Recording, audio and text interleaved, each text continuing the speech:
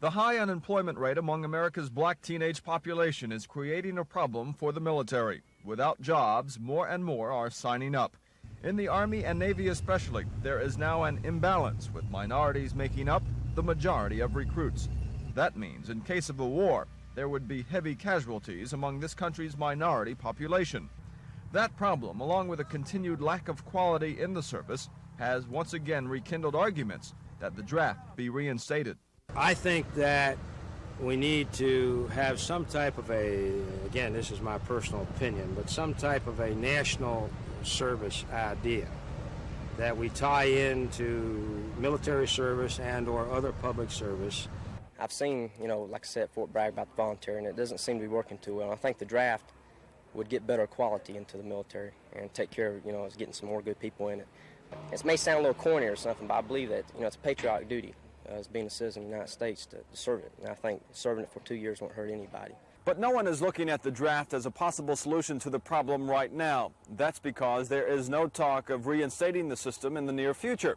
So, the military has to continue looking at places such as this if they are to have a bright future. North Georgia College is tucked away inside the small mountain town of Dahlonega.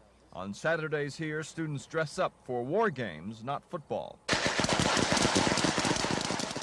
The biggest problem I saw in that was the guard on the search team pointing his weapon right into the man's head who's doing the searching.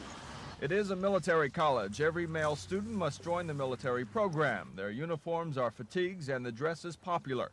Enrollment this year is higher than ever before, and at least 10% of the cadets will enter the Army as officers. We feel that the college education teaches the individual to think, and you cannot train a young man to do everything he's going to have to do.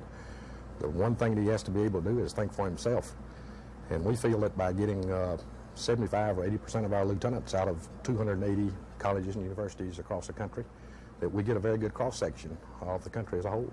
It's hard for officials here to explain why they're having such a good year. Maybe it is the economic situation of this country, or, as this cadet shows, maybe it is a new surge of patriotism in America.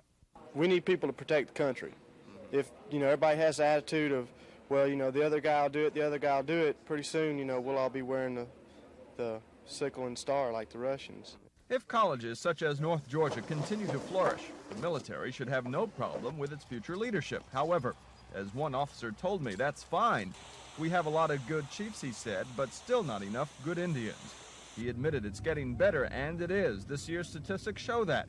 Quality among recruits is above average for the first time since 1974.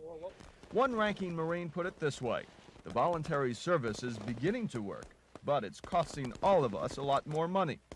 And that apparently is the bottom line. If this country wants a military without a draft, then it's like everything else. We'll get what we pay for. On special assignment, I'm Ernie Bjorkman.